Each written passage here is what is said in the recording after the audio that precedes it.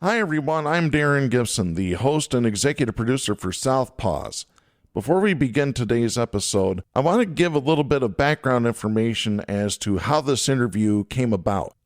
Back in February, Jack Prince contacted me to tell me about a story that he saw on Wood Television, our local NBC affiliate in Grand Rapids. It was a story having to do with a day of proclamation for Malcolm X in Mason, Michigan. At the time, I didn't know that Malcolm X had lived in Mason, let alone had any ties to the town. So Jack helped me fill in the blanks and told me that the city council had voted down the request on a 5-2 vote. Jack contacted Wood TV because he wanted to know more information and to get a copy of the story. However, the story originated from Wood TV's sister station WLNS Channel 6, the CBS affiliate in Lansing, Michigan. So Jack contacted them and got the story. Jack eventually got into contact with Mason City Councilor Rita Vogel, who was the city councilor who proposed the Day of Remembrance for Malcolm X. Jack asked her on behalf of the show if she wanted to do an interview with us, and she agreed to. Jack and I decided to have the interview in a public forum. Rita suggested some places. The first was a bookstore in Mason, Michigan that has a public space.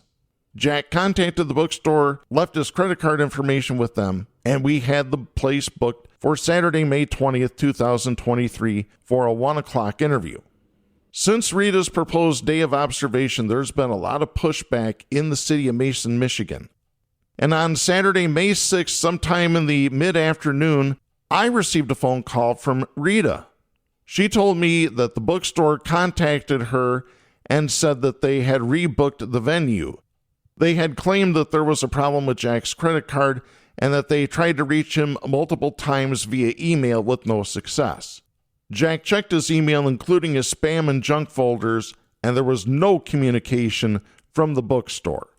So we can only assume that the bookstore canceled because of pressure from people in the city of Mason, possibly other city officials.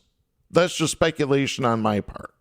The next evening, we thought we had a second venue booked.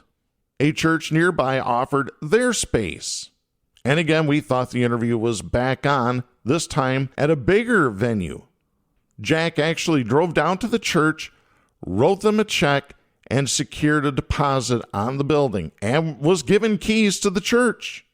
Imagine my surprise, several days before this interview, Jack called to tell me that the church was now thinking about backing out, which they eventually did in the late evening hours of Monday, May 15th. Again, we're not sure why they backed out. Their excuse was they didn't want to contribute to the divisiveness of this issue in their city. Again, speculation on my part. I think city officials got to them as well. Luckily, another friend of Rita's reached out to us, and we were able to use his private podcasting studio just outside of Lansing, Michigan for this interview. So I want to publicly thank Peter Clay Productions for coming to our rescue and providing us with a safe space to provide a podcast in front of a live audience. Peter took care of recording and engineering the audio tracks that are used for this interview. Without Peter Clay, this interview would not have happened on schedule. So now Southpaws presents to you our very special interview with Mason City Councilor Rita Vogel and former Mason Public Schools teacher Katelyne Thomas. For the hardest-hitting show in talk radio, the true progressive voice since 2012. This is Southpaws.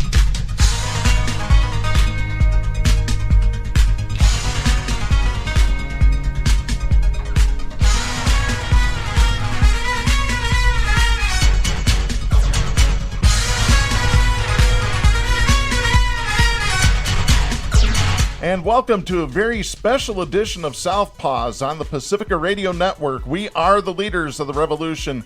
I'm Darren Gibson, your host today, and I'm going to be joined later by my co-host Jack Prince. I would like to introduce our special guest interviewer today. He is with Grand Rapids Institute for Information Democracy, grid.org. He is also the author of A People's History of Grand Rapids, Michigan. It's great to see Jeff Smith back on Southpaws. Jeff, good morning. Good morning, Darren. Yes, indeed. And our special interview, we've actually got two of them today. We're going to be talking later on with Katelyne Thomas. She is a teacher with the East Lansing Public School District. She used to be with Mason Public Schools. We'll talk to her about her experiences there. And our special guest for this portion of the show is Mason City Councilor Rita Vogel. Rita, good morning. Good morning. All right. So just for, we're actually recording in front of a live audience today. So for those of you that are maybe not familiar with our show, let me just tell you that you can follow us on social media at facebook.com/Southpaws Radio Show. You can follow us on Twitter at Southpaws Radio. You can follow us on Tumblr at southpawsradioshow.tumblr.com. You can follow us on YouTube and Mastodon by doing a search for Southpaws Radio. You can become a patron of the show by going to patreon.com/Southpaws Radio. You can listen to the show anytime at Apple Podcasts, Spreaker, Stitcher, Google Podcasts, Podcast Addict, Podvine, and Pandora by doing a search for Southpaws. Once you've found our logo, you've found us. We send links to our weekly episodes to our Facebook, Twitter, Tumblr, YouTube, and Mastodon accounts. And, of course, for our audience listening at home, you can listen to us on Global Community Radio Channel 1 every Saturday night at 11 Eastern. And you can listen to us on great Pacifica stations, including KCEI in Taos, New Mexico, KZGM in Kabul, Missouri, and KEPJ in San Antonio, Texas. So be sure to listen to us on your local Pacifica affiliate. And I'm going to go ahead and turn things over to Jeff right now for our interview. Great. Thank you, Darren. So just by way of introduction of Rita, you've heard that she is currently a member of the Mason City Council, has been so since 2016. She comes from a family of people who've been involved in politics. Her great-grandfather was a mayor in Wisconsin, also a successful businessman at the same time. And Rita's sort of following that similar track where not only is she involved in politics, she's involved in a whole bunch of other community things, such as she's involved in the executive committee of the Ingham County Democratic Party. She's with the NAACP Lansing Economic Development Committee. She's a part of the Michigan Democratic Party Disability Caucus. She's a part of the Black Caucus of local elected officials. And, not that that's not enough, and she's also the owner of the Creative Collective here in Mason, Michigan as well. So thank you so much, Rita, for taking time in your very, very busy schedule to have a conversation with us. Thank you for that gracious introduction. Very welcome. So I have a list of questions, but this will be more of a conversation as much as possible. So, but to start us off with, I'm just wondering if you could talk with us a bit about when you first started thinking about proposing a Malcolm X Day of Observation as a council member, and what your motivation was for the purpose, and why you thought it would be important for the community of Mason to sort of recognize and honor Malcolm in that way. First, growing up, I loved comics. And so this is very X-Men with Professor X and Magneto. So I grew up seeing that, they were both fighting for the rights of mutants, but they just had different approaches. So I've always been a fan of Malcolm X, just because I thought his method was most necessary in a society that doesn't understand or want to understand his perspective. Second, back in high school, 1992, I was class president at the beginning of our senior year, and Spike Lee from Hollywood sent his producer to town to scout for the Malcolm X movie. On the day he was coming, I was the principal's assistant first hour. And the day he was coming was legit scheduled for Senior Slave Day. Or no, yeah, it was my junior year. Right, because, it was horrible. And I was just like, what are we doing? So I let them know. I'm like, do you realize, this event is happening? What this event is, it was a fundraiser for, I think, our football team or... and so underclassmen get to rent a senior out and make them do whatever, whether that's dress like transgender, which was hilarious back then, or, carry my books to class, whatever. And so we changed that quick to rent a senior day. But I thought, that might be an interesting story of where I'm coming from and this journey. Lastly, since getting on council, people know I'm consistent, I'm responsive, I'm effective.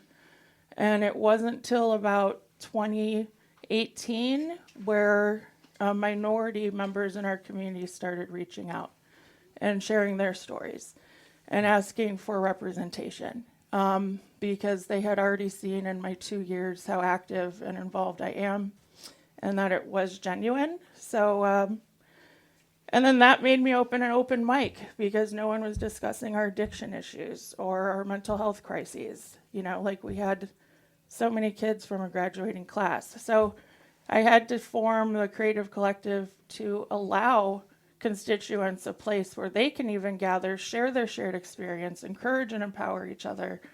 Meanwhile, trying to use my seat to really do the policy work that echoes an inclusive, welcoming community that talks, So, in short, I could also bring up John Taylor, right? So community members brought up John Taylor. For those of you who don't know, he is the only documented out of Mason lynching that happened in 1866. Mason was founded in 1865. So the year after is when this lynching happened, where he was dragged out of jail. And Delhi, just recently in the last few years, finally gave him a memorial park. So Mason has plenty of reason and plenty of people who are ready for this and have asked for it. Absolutely. Wow, what a great story about the fact that when Spike Lee was coming to the school, Yeah. that there was actually going to be a senior slave day, right? It sort of really speaks to how We should look at ourselves. This is an opportunity. We've had many. I mean, it also since sort of 30 years ago. Yeah, it also speaks to like how normalized white supremacy is, right? It's like people don't even question those kinds of things. Like it should be obvious, I think, to most people, but apparently it's not. So. Yeah. Well, a second question would be then, so when you submitted this proposal for a Malcolm X Day of Observation back in February, a proposal that was voted down, what were some of the responses you got back from other council members during that vote discussion? And what did it tell you about the political climate in Mason, Michigan? Great question, because it really highlights our challenges with democracy. And there were 0 responses from council members. There is 0 discussion. In fact, how council works is I put something on an agenda, we go to the meeting, I make a motion to discuss it basically, but I need a second vote to allow that discussion to happen. Oftentimes what I have found in trying to represent the underrepresented, no one will second my initiative so that there is no discussion, and that almost happened on this one. So I was lucky that it even got a second, so that there could be discussion. Unfortunately, it was just me talking, so that's the big issue. And so it's oppressing where even community members, if they come to council, they can't even hear what I'm thinking about. They can't understand where the genesis was. Like, we are doing so much to suppress information in an open forum. Wow. Zero response. Incredible. So nobody verbalized any reason why they voted against it. No. Like, you asked the political climate. I would say chilly with a cold front. Yeah. So, in addition to how the council members did not respond, what kind of response was there from the larger community? First, maybe from the residents of Mason once they found out about the proposal, and then secondly, just from the broader community, even outside of Mason. What kind of response have you heard, either pro or against, from the larger community? The support has been amazing to people who get it, you know. The challenge is they've been telling us for a while, community members by data have been showing us that they are becoming more progressive. Whether that was voting for marijuana in 2018, which Mason City of Voters voted a higher percent than the state level for wanting something. Reproductive rights, our voting demographic, like only 13% of Mason residents are 65 and older. Like Mason is young, but they are not even being heard or represented by the body. The reaction from community members that aren't supportive, Mason has been ambivalent or bigoted.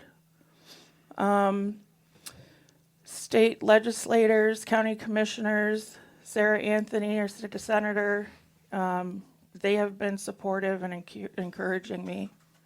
That's been helpful.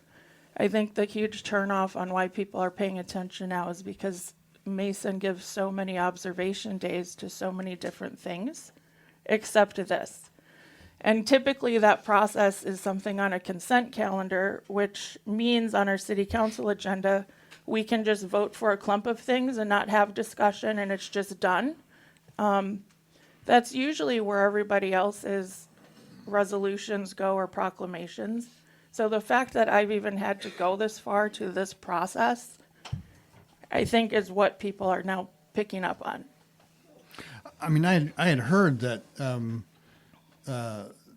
council members were saying that they don't, do commemorative stuff, in general or for other kinds of things. But Yeah. you're saying just the opposite. Can you give us a couple of examples of the kinds of things that they have voted in favor of in terms of observations? I don't, I should have probably looked online today and saw what day it is. But, we have days for the bowling team, the wrestling team, football, things that I've been told none of my stuff will pass because it's not, quote, city business.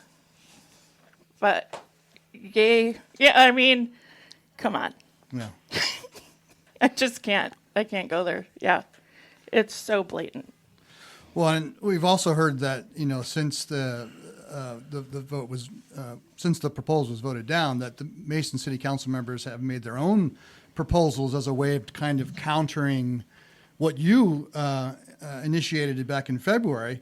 Can you say something about what they have been doing and what, again, that also says about the larger political culture in Mason? They proposed an ordinance to prevent elected and appointed officials from speaking their mind on anything. So the political culture in Mason says if we don't like the rules, we're going to change them, and that's been this journey. I didn't set out in 2016. My goals were keep the community informed, get questions answered, and be a strong conduit from the community to City Hall. Because that was my experience as a resident, was I had no idea what was going on. I didn't understand the system. I didn't understand process. So I get that. Yeah. They'd rather just shut it down. They change what's the term? I always say they move the goalpost. Anytime I get closer, in fact, it turned into this racial conversation. This was even for Pride Month pushback, advocating for longboarders who just want a leisurely, role in our cemetery. And it's no, they're hoodlums. I mean, the implicit bias votes are just so ridiculous. Yeah, my understanding is that the vote was 5-1 for that proposal with one member absent, correct? Oh, the skateboards? No, for the for basically silencing speech. Oh, yeah. Everyone voted for that. I was the no. I research. I talk with attorneys, ALCU. Also, how would anyone be comfortable with that? If I can't, and how am I supposed to, we're there to check our government, right? If council wasn't there, that means that a city manager can do whatever with the budget, infrastructure. So we are there as checks and balances. So like, how am I supposed to effectively, productively function in my seat if I cannot be critical and make any progress and change happen? You know, like, again, no conversation, no dialogue. I mean, certainly in many ways, one could argue that the pushback that you've received from your proposal, you know, the responses from other council members with their own proposals to silence speech, is part of a larger nationwide narrative about systems of power and education systems pushing back against a more honest understanding of U.S. history, particularly how deeply rooted systems of structural racism is in this society. Do you agree with that assessment? And if so, why do you think it is important for people to come to terms with this dynamic? I fully agree with that. I've seen angry moms at board meetings. I've seen parents wanting to block books, ban some books that we didn't even have in our library, P.S.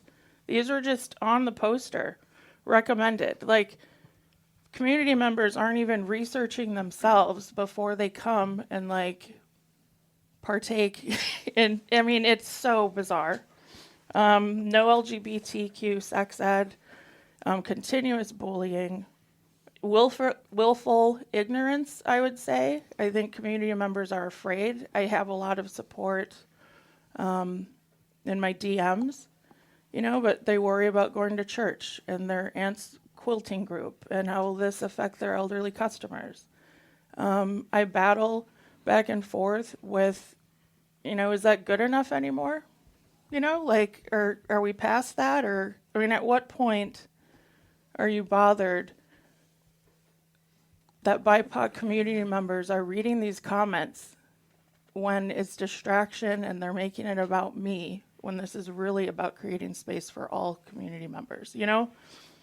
Like, it's disheartening. No neutrality. They're stuck. Yeah. They're just, I don't know. I don't know anymore. We have Google, you know? Yeah. I don't know. Well, maybe next question. How do you think the city of Mason, along with the residents, would actually benefit if your proposal was adopted, if there was an actual Malcolm X Day of Observation, following, you know, at least the same spirit of what we just heard before we started this interview, that the state has recognized it and is providing that kind of an honor designation for Malcolm X Day, right? So how do you think that would benefit the community of Mason? Well, I think as far as you look up like compelling stories, I think Malcolm's would be a strong, compelling story, right? We have a child who is super happy, like his life was going great. His dad was a well-known minister. He would travel. His mom was leading her civil group, like amazing structure, educated, bought land, bought property, right? Doing all the things for this American dream. Murdered, family dismantled, child of trauma. Let's separate everybody. Let's put them in white communities, you know, while those communities are dealing with their own identities. And holy cow. And then so he goes through the anger and he learns things. He becomes radicalized. He travels to Mecca. He figures it all out. He comes back and he still uses his platform to share about peace and love and the humanity in that and the humility of that. And I am someone who has gone through some major things, and I see the love and the beauty of Malcolm's story and how inspiring that is. And in context with, you know, Mason and our community, like we really have a lot to be inspired from his story for ourselves and what our role was, what's our reckoning, where are we trying to go, you know, what are we doing? Like, no point holding back waves now, but like, let's name the high school after him. Like, let's really have a reminder, a beacon, like where we don't want to go and our place in it, you know? Like, it starts with these courageous conversations. It starts with acknowledgement, and it starts with having a vision of where you want to be. This is where community members want to be. So do you think that the fact that they did not want to do this as more of a reflection, maybe is not so much centered around the person of Malcolm X as amazing international figure that he is, but it has more to do with the fact that they don't want to have to do some, kind of internal reflection and investigation of their own history of racism and discrimination and prejudice that has existed and still continues to this day. Yeah, I mean, like the dynamic between progress and being stuck, it's reality, right? Like the reality is, by all sense, all information, all data, parents showing up about their kids' mental health, wanting trans kids to be safe in our schools, all the things, like the community is telling us, but our board feels the desire to hold on to what they believe the tradition is, or it's so oppressive that there's no room for growth, there's no room to create space. I know the community, I'm very firm, or I wouldn't be here and I wouldn't have gotten this far, and my platform wouldn't have grown. People wouldn't be as supportive. Like, I think they're just kind of done. But unfortunately, when you have council members who also aren't on social media, so they don't even see the conversations, they say, you have to come here and tell us what you want, but yet are rude to those people and roll their eyes and sigh. There is nothing we are doing by action currently that says we want you to come talk to us. No. So, the reality is, I think people are just getting fed up. I have been consistent, and I think people are noticing that too. They're like, oh my gosh, Rita's like the only sane one. And I'm like, I know. Well, that's maybe a good lead into my next and the last question I have, which was, because obviously, there's been significant pushback. It takes a certain amount of commitment and courage to deal with the nonsense that you've had to deal with. So I'm just wondering how this whole experience has impacted you personally, and what it has taught you about the political process in general, and where do you think, sort of it's leading us, right? Based upon your own personal experience around this issue. I'll start with the negative. The toll on this has been my health. I've doubted myself. I've doubted my leadership. I low-key cry maybe 4 out of 7 days because I'm reminded of who my friends were or aren't, or that reality. I have to reevaluate my friendships and people. It's been isolating. But then on the other end, this totally raised my profile, and I know who my friends are, and I know who the supporters are. This validates my effectiveness as leadership. A U.S. Senator candidate has asked for my endorsement, right? I am also often asked your question, where is my strength? How do I keep doing this? And my mother's been aging and not feeling well, and she lives in her homeland of Hawaii. And I had to go home 3 times last year and just kind of look after situations and set things up for her. And I realized that my Asian American Pacific Islander culture has always been the part of me that makes me strong, because when you're playing with your little cousins and you're 7, and even though your younger cousins could be 5 or 3, and somebody does something wrong, that's on you. So you're always looking behind you. You're always making sure, does everybody have? And if not, then that's on you. And like, you're the one getting in trouble. You're the one that the elder's going to talk to. So you're grown with this responsibility. And I realized that's got to be a part of it. And then being raised where my father's side of the family was extremely comfortable with generational wealth, going home to visit my mom's family and seeing her turn, the whitewashing and just the different culture things, and how do we fit in when we go back and visit, and how it would just kind of change every visit, and all this affects you, right? And makes you who you are. So does it suck when people are mad at you, blaming you for for wanting to speak up for others? It does. Do I know that they just don't know any better? Absolutely. And so I'm on a new mission, and we're going to reset city council. I have 2 years left on my term. And so there are community members interested, and we're going to basically package everyone on council that they're the same guy, right? It's the same person. We need younger blood. We need more energy, and they need the funds. So I'm going to start a super PAC and really get aggressive and have a whole team.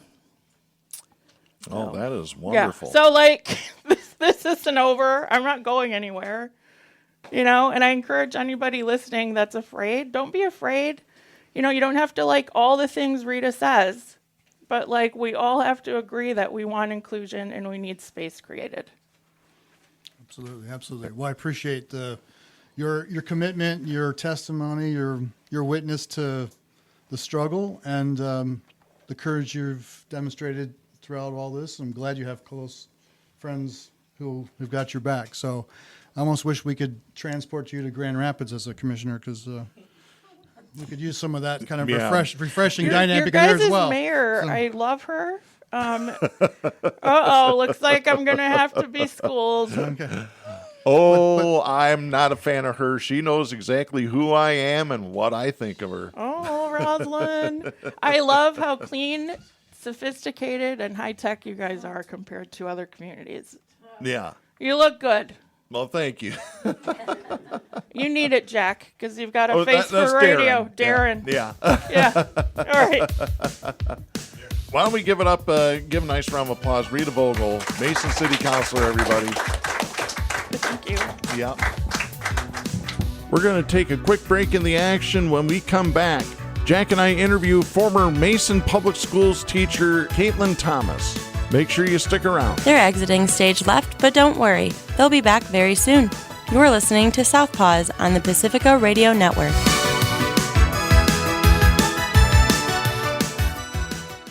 Right now, we have a very special presentation. This is slam poet Native Child Brown. She is the Poet Laureate of Westland, Michigan. She lives in the Detroit area. She's also a writer. You can find more information about her work on Instagram, YouTube, Pinterest, and Facebook by doing a search for Native Child Brown. You can also find her on Twitter at The Native Child. And now, slam poet Native Child Brown. Okay, you guys don't get too excited. Also support your local artists. Right? Yes, indeed. And we will answer and say to them, did you ever talk to Brother Malcolm? Did you ever touch him or have him smile at you? Ossie Davis, Eulogy for Malcolm X. Have you ever talked to Brother Malcolm? An orator of passion, a spirit ablaze, a man of power, a voice of change. Have you ever felt the fire in his words? Have you danced to the rhythm of his range? Taken action, sacrificed, influenced change? Have you ever talked to Brother Malcolm? Have you ever been inspired to envision a new kind of world in a poem or a song offering hope to the hopeless or the wronged? Have you ever really talked to Brother Malcolm? Has he ever smiled at you? Has the warmth of his presence made you feel a new kind of strength that you thought you never had inside of you? Have you ever touched Brother Malcolm or seen him dismantle the walls of adversity and hate? Have you ever been close to the man behind the message to understand what truly made him great? Have you ever seen a man experience so much tragedy and still fight for justice and equality with fierce determination and a strong sense of morality? Have you ever really touched Brother Malcolm or felt his hand on your shoulder in solidarity? A symbol of hope, a beacon of light, a leader of courage, a hero of might. Have you ever really talked to Brother Malcolm? No? Well, you can keep his mission alive by loving your fellow humans, turning away from hate. Maybe then you'll understand the message and the man and what made him truly great. Thank you.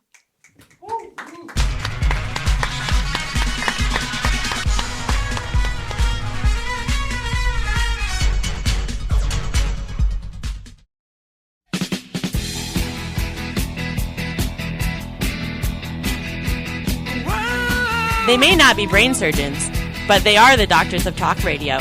They're Darren Gibson and Jack Prince. Now more of Southpaws. Doctor, give me the news. I got a bad case of loving you. And welcome back to Southpaws. I'm Darren Gibson. In the second part of our show, I'm going to be joined by my co-host Jack Prince as we interview former Mason Public Schools teacher Katelyne Thomas about her experiences working for the district. All right, Katelyne, I'd like you to share your experience at Mason High School and really what was involved in your attempt to teach your curriculum of Black history. Sure. So I was a teacher for a self-contained special education program in the elementary building. I made a proposal to administration and the school board asking to use parts of the Black Lives Matter at School, their week of action. It kind of just evolved from there and led to some reprimanding conversations. Nothing really developed. It was shut down immediately. It led to a lot of questions and conversations amongst colleagues and across the community about kind of where these issues started. And it kind of just evolved from that request. There was never any evolution of teaching these things because it was denied right out of the gate. Darren? Yes. So I guess my question is, we've been hearing a lot about a group called Mothers for Liberty. Have you heard of them, and what is your evaluation of them? I've heard of them. It is something that is quite terrifying for public educators. I think people in public sectors in general. There's a lot of rhetoric around kind of their philosophy and what they're fighting against in terms of inclusion and equity for marginalized populations. I think there's pockets of that organization that have appeared in a lot of smaller rural communities, but across the country that have kind of expanded issues or kind of blown them out of proportion, issues that don't have real cause behind them. We have a board member, Katelyne, from school in Grand Rapids, and we've worked for years fighting some of the very issues that the Mothers for Liberty are espousing today. And I would agree with you that many of those issues are completely inventions of imagination. I'm worried. I'm worried as a former educator that our history is being thwarted, and I don't think anything is more destructive to democracy than playing around with history. We have a woman arrested, a teacher, for reading a book from Disney's book, a PG book here last week. And that kind of punitive action scares me. What do you see in the future? You're just a young teacher, an elementary teacher. I applaud your service. Are the walls closing in on this profession? Where are we headed? Yeah, I think the field of education is in a scary place. I think that right now, just given the state of new educators coming in, we're in a space where we're looking to our communities and our local school boards who dictate what we can and can't do to support us. Without having people in those positions who support inclusive and equitable education, teachers kind of have their back against a wall. Teachers, they can disrupt and they can try, but they're also putting a lot of weight on themselves without having a system behind them to support progress. Yeah, one of the things that we keep hearing from groups like Moms for Liberty is their opposition to a term called critical race theory, CRT. Why do you think that there's so much ignorance and misunderstanding about that term? And can you give us an example of systemic institutional racism in U.S. history? I think the term CRT has become weaponized largely across a lot of different systems and communities. I think that it's taken on this identity and meaning that it actually isn't, and everything encompassing teaching about Black history or teaching about LGBTQ rights, it kind of now has fallen under this identity of being CRT versus being an effort to be inclusive and affirming. I think an example would be looking at our school to prison pipeline and the way in which disciplinary action has kind of manifested throughout history and how that has notoriously affected largely students of color, Black students, Black male students of color, and then how that progresses as those children continue to access the education system. And I think that, we have policies in place across a lot of different districts that target or kind of reduce the access to different teaching things. Policies like controversial topics where they're very broad and can be interpreted based on who is sitting in those seats of power and control. And to be clear, CRT is not taught in the public schools. It's taught in college, in law school. Yep, correct. It's not taught in school, but I remember hearing about the first arriving slave ships in high school, and it was a date in the 1800s. Now, lo and behold, there is a whole new revelation historically that it was 1619. So we're talking about history that's been greatly thwarted because those kinds of facts aren't conducive to the white supremacy that Jeff mentioned.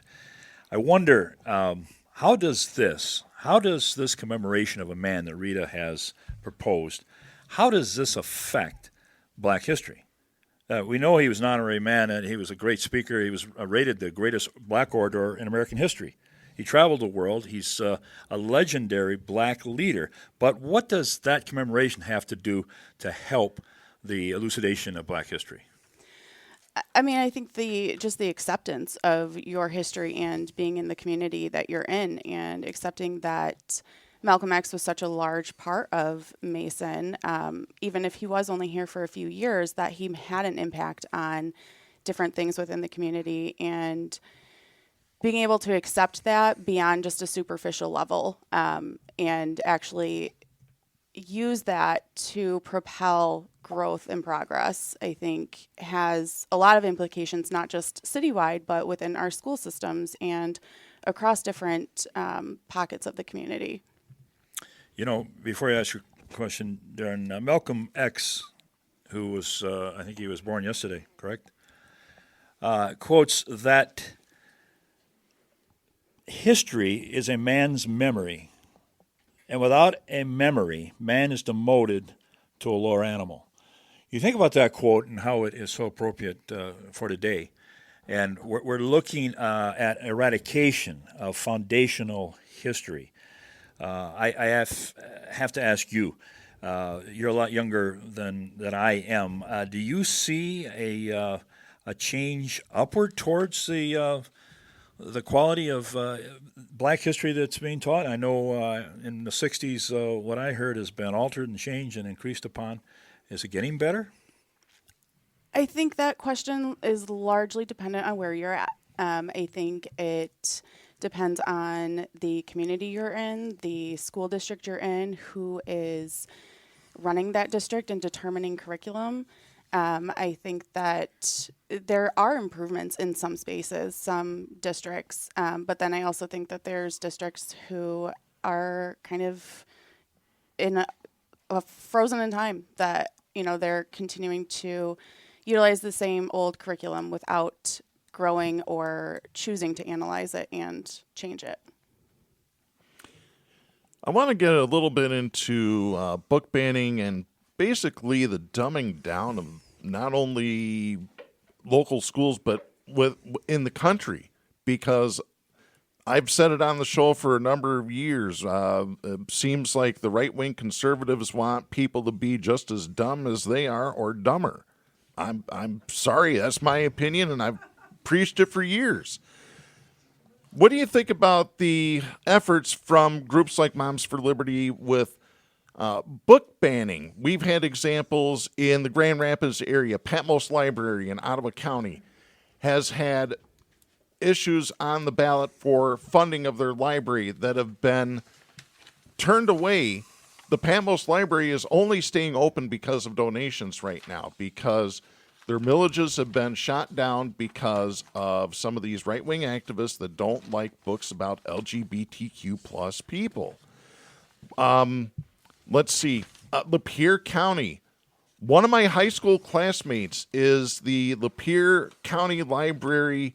She's in charge of the finance. Her boss is being threatened with arrest by the Lapeer County prosecutor for having books about LGBTQ plus people available to young adults.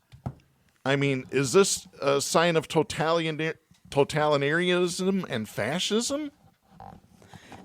Book banning is, there's definitely an element of people wanting to assert control over public access to information. I think that choosing to ban books that highlight and affirm certain identities is very intentional.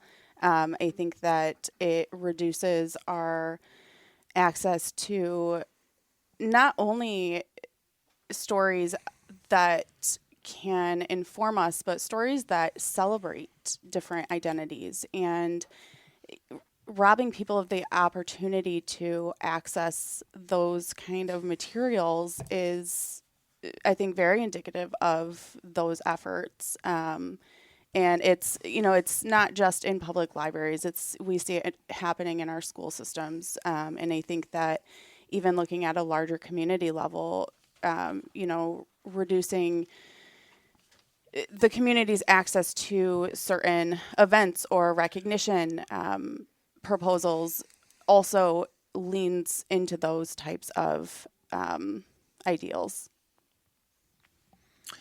I want to go back to a question, the same question I asked. Here are some examples of things that have evolved in my lifetime since I've left the classroom. I'm going to say contemporary announcements. The Tulsa Massacre, historical revelation of an entire black community. It was called the Wall Street of the West, completely wiped out. They actually dropped bombs on the town out of airplanes. I had never heard of that. That was never taught in my textbook. The GI Bill, which black men could not take advantage of. Thanks to Zinn and some other writers, that's brought to our attention now. That's in a contemporary setting. The Tuskegee vaccinations, where black men were subjected to vaccinations being told it was like a vitamin or some kind of health additive, when in fact it was syphilis, that they were studied. Their offspring and their offspring's offspring suffered greatly. Was never mentioned in my history book. I can go on. One that really strikes me, just blows me away, are the American industrial Native American schools that Darren and I talked about in a number of programs. One right here in Mount Pleasant, that the history books now they got to make room for these things, right? Because they're being uncovered in what we're labeled, and I say we're as a progressive pundit, as being woke, whatever the blank that means. I call these observations, if this is what being awake is, I think we need more of it. And there's a wall being built as we sit here to keep these kinds of historical events from being understood.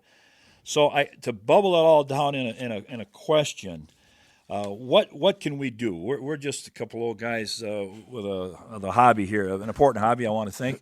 But what can we do, these people in this room, as we go out this door, to hit that wall, to get this into the minds of the young people, and to let education embrace these kinds of historical events? Hey, speak for yourself about old. I think being in public education is so much of what we are seeing is tied to policy. And what community members can do is show up consistently and routinely to school board meetings on a local level, get involved in a state level, advocate to your representatives in your community. Standing by idly is not going to make progress. It's going to take power in numbers. It's a few lone voices is not going to elicit change in an entire community. It's really going to take collective action and intentional involvement to make change at a policy level so that curriculums can support progress. Yes, indeed. And one other thing, Jack, that you didn't have on your list, I had no idea until I was well into adulthood that there was such a thing as a green book for people of color to travel safely and have places that they could, hotels and places of recreation that they could safely partake in, because of, kind of gets into the next question here. Katelyne, are you familiar with the book by James Loewen, Sundown Towns? And do you think it's accurate? In his book, he has listed Mason as a historical racist city. Do you think that's accurate?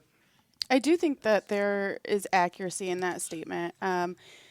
I think even still today, while Mason is seen as, a very welcoming and pleasant community to so many, there are very much places within the community that people of color and people within the LGBTQ community don't feel safe going to.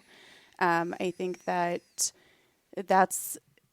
it speaks volumes about the community as a whole and how we're moving forward, that we want our entire community to feel welcoming. We don't want these pockets where we still see things happening like the incident at Darbs several years ago. That's still recent happenings, and that creates this entire community unease that we need to change.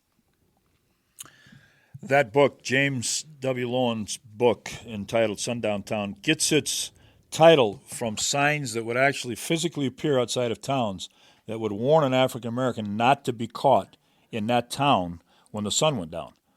And the ramifications of being caught were death, and not pleasant deaths. And these weren't Mississippi, down south Alabama havens. You'd be surprised the cities that are listed in his book, and I highly recommend that you get a look at that. I have no other questions. I'd like Katelyne to let us ask you a question or elucidate on something we've already said or something you'd like to add. I think that right now just the state of education is so deeply tied to community involvement as a whole. It's not just this pocket of whether or not you have children attending a public school. It really is this larger picture happening across the entire country. And people need to pay attention and get involved, because we're at a pivotal moment where we can either change and progress and not fall back into the patterns of history, or we don't. And so I think that just keeping that collective action idea in mind and strengthening the communities that you're a part of. Well, thank you very much. I'm going to ask if you, the audience, or any media members have questions. If you'd like to ask any of us questions personally, which I think is the best way to do it, we'll be right here. We'll be behind this table. Unfortunately, we had no questions from the audience, and no members of the media arrived for the event. We had invited every television station in Lansing. We also invited the Lansing State Journal. We also invited Bridge, Michigan to this event. It's an absolute shame that no local media appeared for this event to ask questions of Rita or to even cover this interview. However, slam poet Native Child Brown had comments of her own, and we're going to air those right now. Just my 2 cents. When you were talking about your list, I was like, oh yeah. So in the context of history, those were stories that were passed down generation to generation. So it wasn't that we didn't have to access a book. I listened to my mother talk about road trips where they would have to make sure that they cooked enough food so that they could get through those towns. My mom, and in my grandmother, and I have family members who were impacted by the Tuskegee experiment. My grandmother on my father's side was a survivor of the Mount Pleasant boarding schools. Yeah, so when you're talking about the history, I'm like, that is history, yes, for other people to access in a book, but it's a history from stories that were passed down to me, from my mother and my grandmother. So thank you for that. Appreciate that. And that concludes our interview with Rita Vogel and Katelyne Thomas. We once again want to thank Peter Clay Productions for the use of his podcast studio to record this episode. We will stay in touch with Rita, and we will cover any events that happen in Mason, Michigan surrounding this issue. At the time of this interview, the Mason City Council passed an ordinance updating their laws on ethics charges. This was a first reading of the bill. A second reading will take place at the Mason City Council meeting in June. If it passes again during the second reading, it will become law in the city of Mason for city employees and elected officials to not criticize the city. This is a violation of the First Amendment. Again, we will keep you updated on the happenings in Mason, Michigan. All right, I want to thank everybody for joining us today for this very important interview, a very important topic today about racism. I want to thank our guest, Rita Vogel from Mason City Council. I also want to thank our guest, Katelyne Thomas, school teacher. I want to thank our special interviewer, Jeff Smith from Grid. Make sure you pick up his book, A People's History of Grand Rapids, available at bookstores, a couple bookstores in the Grand Rapids area, and you can message Jeff, send him an email, and you can order that book from him. Jack, thank you so much for joining me today for this very important topic. And with that, we're going to be back next week. I'm Darren Gibson. Please support independent media, the First Amendment, and a woman's right to choose.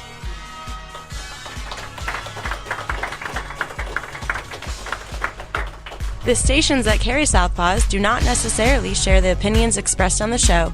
Southpaws is protected by the First Amendment to the U.S. Constitution and is copyrighted by Big D Entertainment, all rights reserved.